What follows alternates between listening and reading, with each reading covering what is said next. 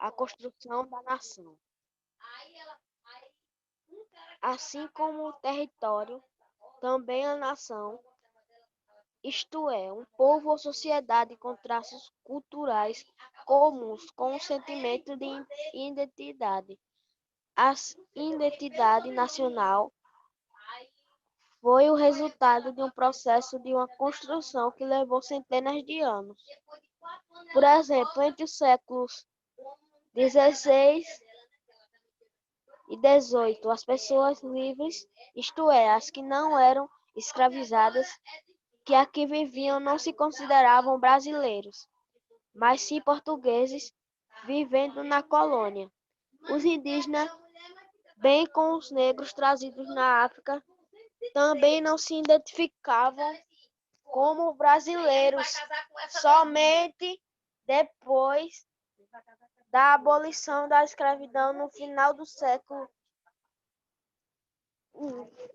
XVI e principalmente no século XX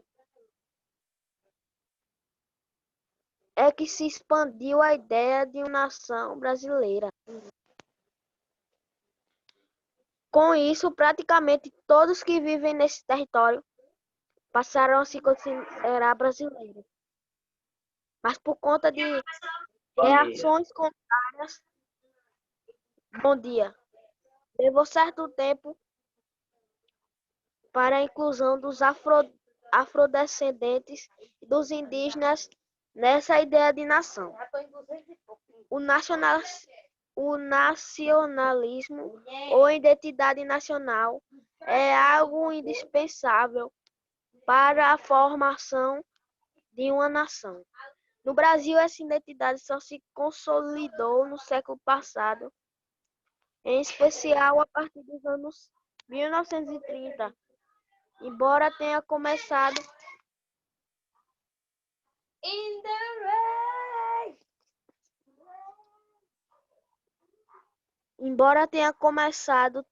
timidamente no século. Que século é esse, professor?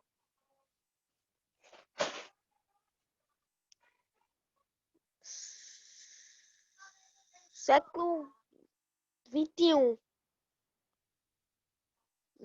Na terceira década do século XXI, após a independência, 1822, uma preocupação da elite governante do país era mostrar que existia um povo brasileiro que seria diferente do português. Embora a independência tenha sido proclamada por um príncipe português, Dom Pedro I, que além disso era herdeiro do trono de Portugal, foi o movimento literário do romantismo, especialmente a partir da segunda metade do século XXI, que construiu uma imagem do povo brasileiro.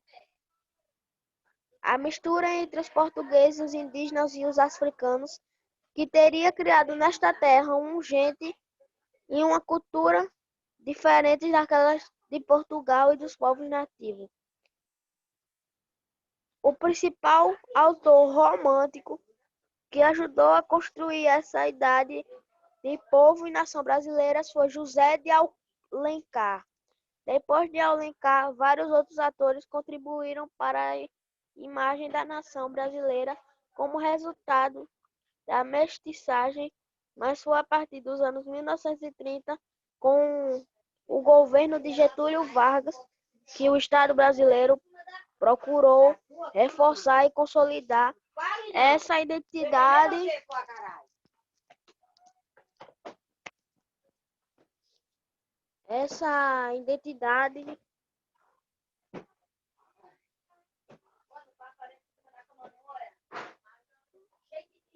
nacional. O governo passou a financiar escritores e meios de comunicação na época, principalmente o rádio, além de jornais e revistas, para divulgar essa imagem do Brasil, tanto aqui como no exterior.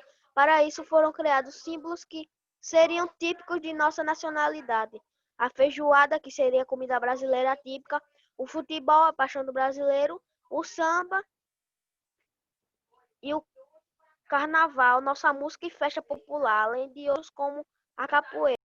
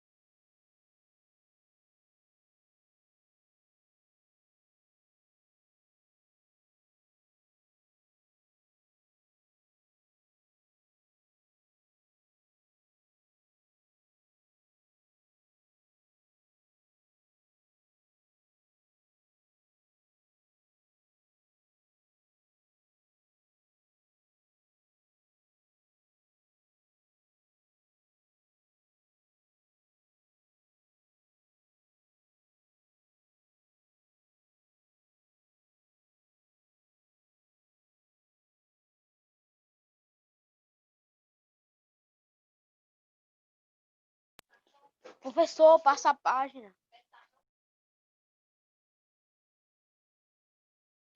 O professor Marconildo passa a página.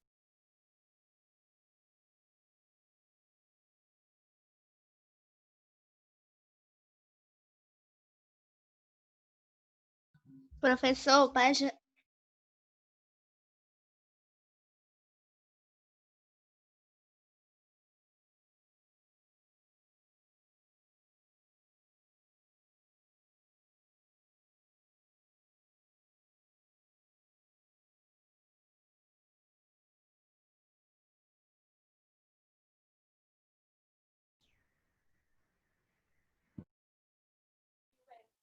Professor?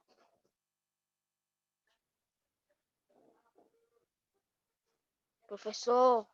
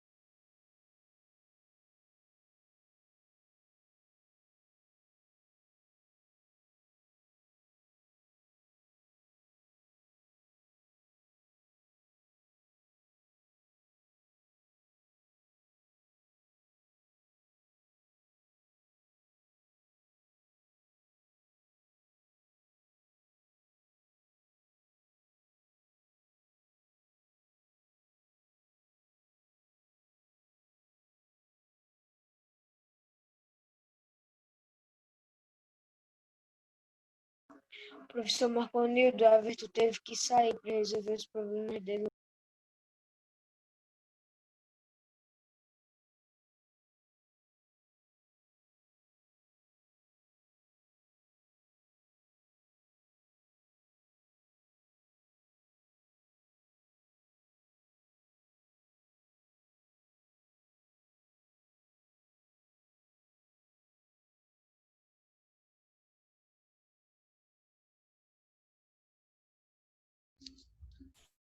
Primeiro o Estado e depois a sociedade. Como se formou o Estado brasileiro? Aqui o Estado foi criado antes da sociedade, ao contrário do que ocorreu nos países europeus. Por exemplo, lá no Estado foi formado ou reconstruído a partir das contradições e lutas da sociedade, nas normas e formas de organização que os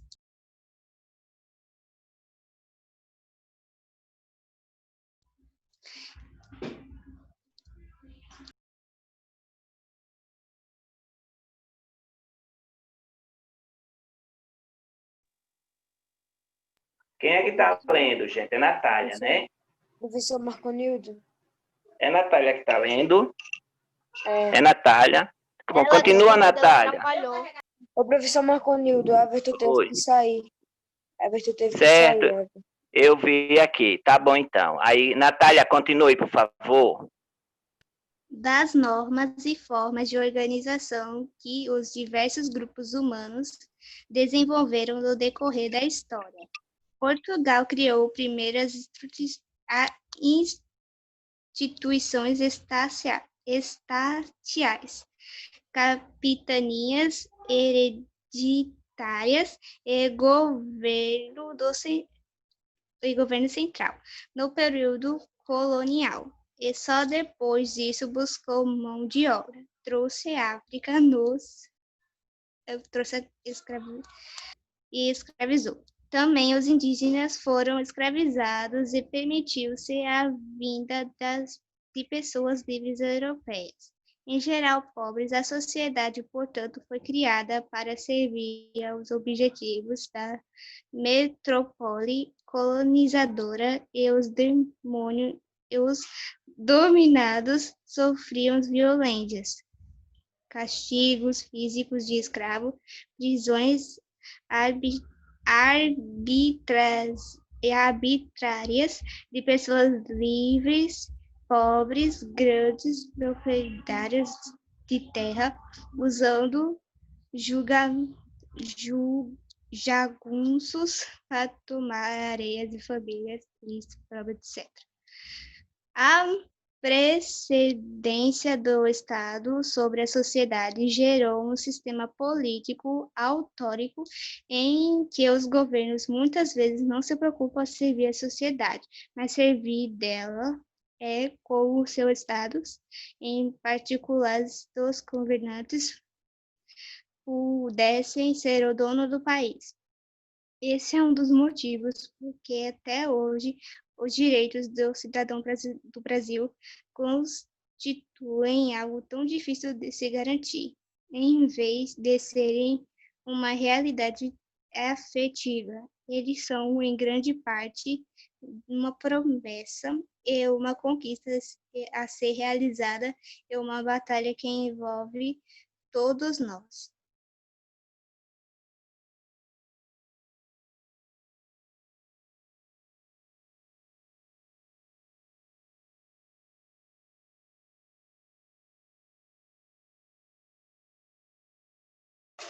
A próxima página, professor.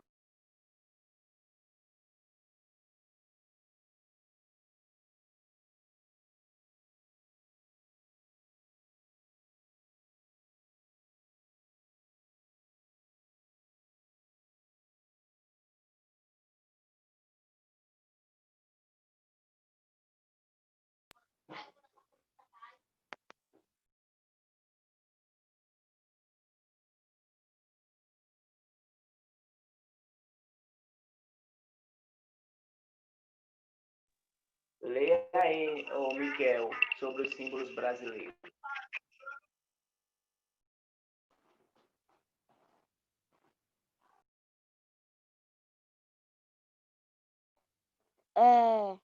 Bandeira nacional. Suas estrelas correspondem ao espectro do céu do dia 15 de novembro de 1889, no Rio de Janeiro, então capital do Brasil.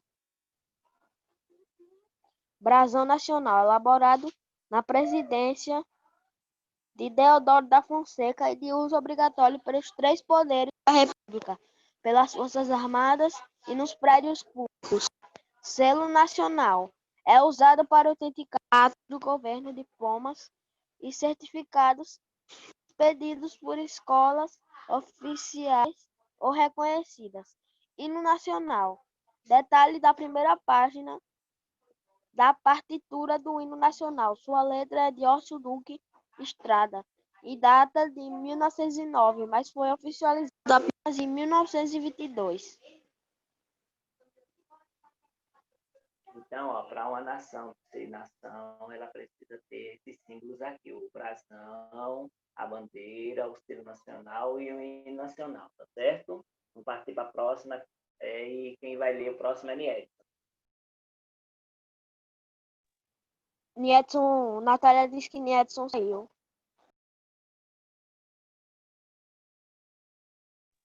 Leia aí, Jader.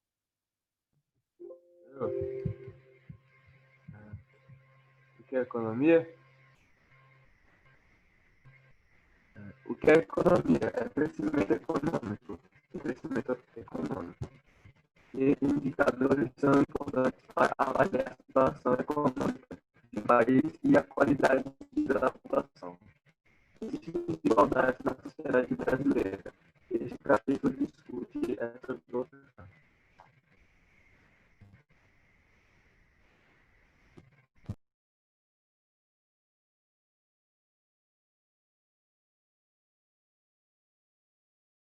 Ok.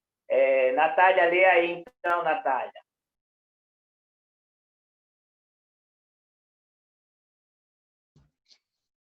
PIB e renda per capita. Quase todos os dias lemos os jornais na internet ou vemos na televisão que algumas economias do mundo se expandissem ou experimentarem certo crescimento econômico, quando outras se retraem. Mas o que significa economia? O que é o crescimento da economia? Chamamos de economia toda a produção e comercialização de bens e serviços Bens são produtos materiais, como automóveis, canetas, móveis, casas, rodovias, computadores, etc.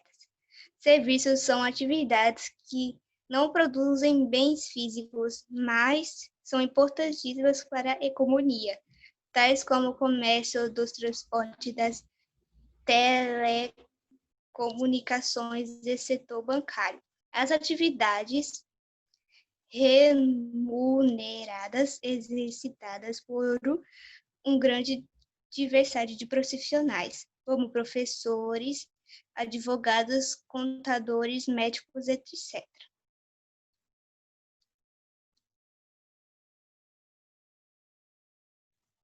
O total da produção econômica anual de todas as riquezas, isto é, tanto de bens como de serviços, de um país ou região, é chamado de Produto Nacional Bruto, PNB, e quase o mesmo que Produto Interno Bruto, PIB, com a diferença de que este último se refere somente à produção interna dentro do território das empresas nacionais ou não.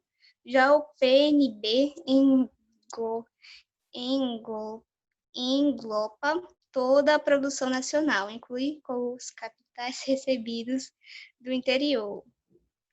exterior, e exclui capitais do seu exterior, remessa de lucros de empresas estrangeiras, pagamentos de parcela de dívida, etc. A taxa de expansão, ou às vezes de retração do PIB, é do PNB de um país e seu ritmo de crescimento econômico, que pode ser medido mensalmente por semestre e ano durante vários anos seguidos, e etc. A soma de todos os rendimentos, salários, lucros, juros, honorários, aluguéis, entre outros da população de um país durante um ano compõe a renda nacional. Ela mede o rendimento das pessoas e das empresas durante um período e tem valor igual ao da produção econômica durante esses mesmos períodos. Portanto, o valor anual da renda nacional de um país é certamente igual ao valor do PNB desse país no mesmo período. No primeiro quadro ao lado, observamos se as maiores economias do mundo em 2016, isto é, as que possuem os maiores PIBs, aqueles do ano. Contudo, o valor do PNB ou do PIB de um país ou de uma região mostra apenas o valor total da sua produção econômica. Temos que levar em conta ainda a população do país, pois às vezes o PIB é elevado quando dividido por uma grande população resulta em baixa renda por habitante. Esse cálculo damos o nome de renda per capita, que é o valor do PIB dividido pelo número de habitantes. O resultado indica a renda média da população de um país ou de uma região. Portanto, o PIB é uma renda per capita consultam ser usadas a medir o desenvolvimento econômico de um país. PIB, viu? PIB. PIB. PIB. O segundo quadro mostra também os países com as maiores economias de rendas por per capita mudando em 2016.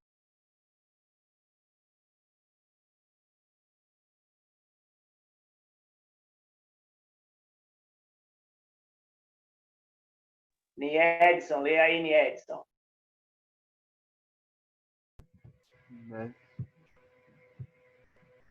Professor Neto não tá, não. Niedson. Rafael, Não, professor, deixa eu ler, minha internet agora tá boa. Jada, lê aí. De acordo com os dados dos quadros da página anterior, podemos notar que nenhum dos 5 países com as maiores economias do mundo entra na lista dos Estados Unidos com maiores rendas per capita.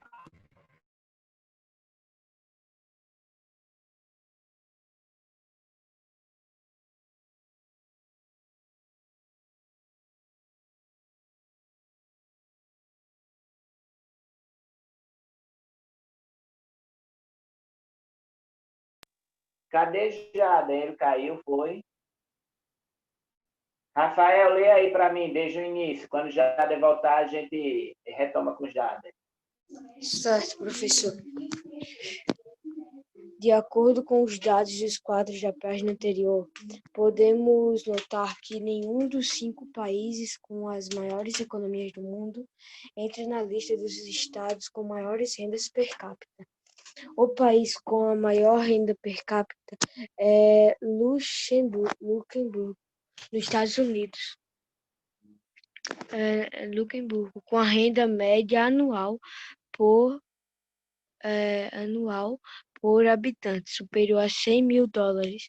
A renda per capita dos Estados Unidos de $57.638 é a sétima do mundo. Há casos que o PIB de um país não é tão alto, mas a renda média, sim. É o que ocorre com Luxemburgo, Suíça e Islândia. Pequenos estados com a produção econômica razoável, porém com elevadíssimas renda média por habitante. Não é o que acontece na China, que tem uma imensa produção econômica, mas apresentou renda per capita de $8.123 em 2016. Nesse ranking de maiores economias e rendas per capita do mundo, segundo dados de 2016, o Brasil apresentou o PIB de aproximadamente 1,7 trilhões de dólares, ocupando o nono lugar entre as maiores economias do mundo. No entanto, a renda per capita de $8.649 colocava o país no... como é que fala esse número? 32º lugar no ranking. 62º. Isso, 62º. Muito bom. Fazendo parte das rendas per capita consideradas médias. Tanto o PIB como a renda per capita também podem ser indicadas por unidades da federação, por cidades ou até por bairros. Veja o exemplo gráfico a seguir, que mostra as desigualdades de rendimentos no Brasil por unidades e da federação. Terminei de ler, professor. Ainda tem mais isso? É preciso compreender que essa renda média não reflete a situação real de cada uma das parcelas que compõem uma população, pois não leva em conta as desigualdades sociais.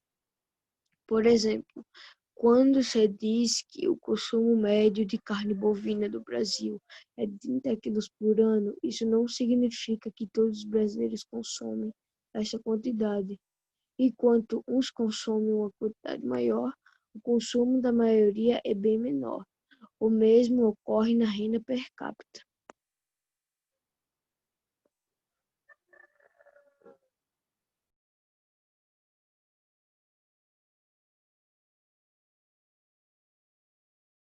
Vamos aí, a próxima.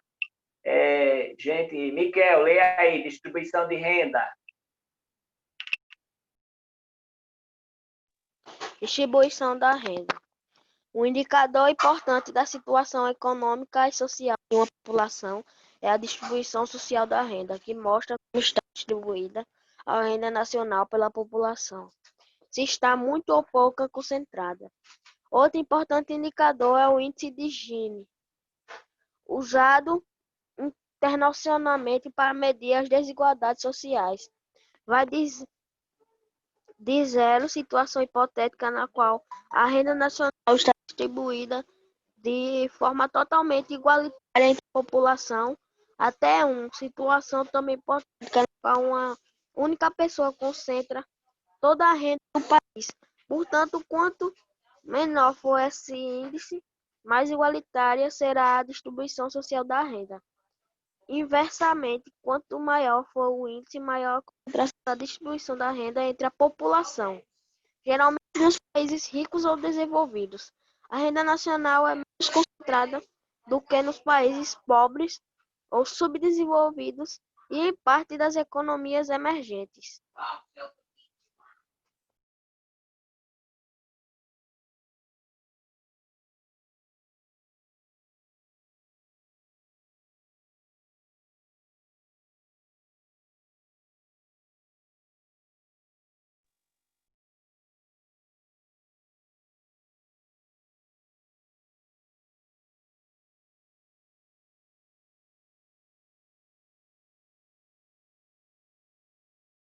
Miquel, termina. O Brasil se destaca de forma negativa nesse assunto, pois a renda nacional é concentrada nas mãos de uma minoria. No quesito desigualdades sociais, a situação brasileira, embora tenha melhorado um pouco nos últimos anos, ainda está entre uma das mais concentradas e injustas de todo o mundo. Observe o gráfico.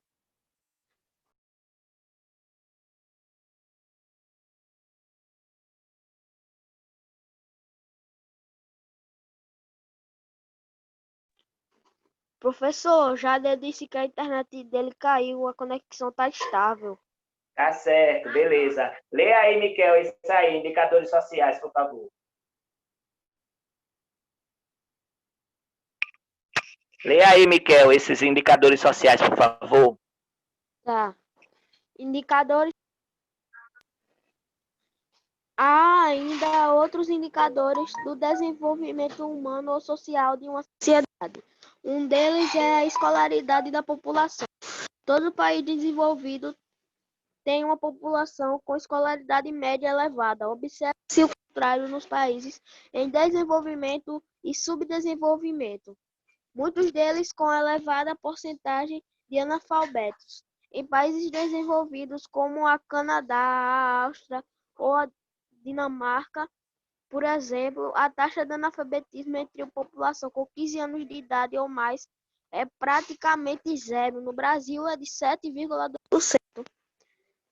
Segundo dados de 2017, em Angola, de 29%, e no Sudão do Sul, de 68%, a taxa de pessoas com 25 anos ou mais com curso superior no Japão foi de 60% em 2016. No Canadá foi de 61%. Em contrapartida, essa taxa no Brasil foi de 14%, na Turquia 17%, na Indonésia de 8% e na África do Sul de apenas 7% no mesmo ano. Outro indicador importante para avaliar as condições de vida de um povo é a porcentagem da população que vive abaixo da linha nacional da pobreza, ou seja, que vive com menos de $2 por dia. No Brasil, cerca de 20 milhões de pessoas, quase 10% do total, vivem nessa condição degradante, segundo dados de 2016. Na Venezuela, são 25% da população e ainda cerca de 22%, ou seja, 290 milhões de pessoas.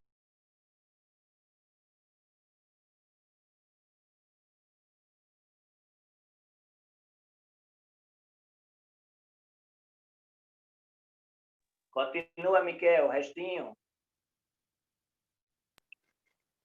Os indicadores ligados à saúde e à longevidade, expectativa de vida da população permitem saber mais sobre o quadro econômico e social de um país. Nos desenvolvidos, a expectativa de vida de recém-nascidos, isto é, quantos anos espera-se que eles vivam em média, levando-se em conta o padrão de vida na população, ou seja, sua alimentação, saúde, entendimento médico, hospitalar e etc., é bem maior do que nos países subdesenvolvidos. Nesse país, a taxa de mortalidade infantil é muito superior à dos países ricos. Essa taxa mede para cada grupo de 1.000 crianças quantas morrem antes de completar 1 ano de idade.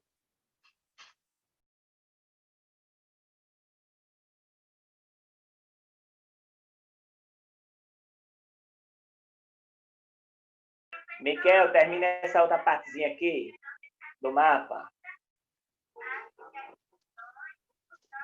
Em resumo, medir o desenvolvimento humano ou social de um país ou de uma região algo complexo. Mas é possível concluir pelos dados disponíveis que há uma sensível desigualdade internacional. Dentro do território brasileiro, esses índices também indicam a desigualdade existente entre as regiões do país. O mapa ao lado mostra a porcentagem de pessoas acima dos 10 anos de idade que sabiam ler e escrever em 2013.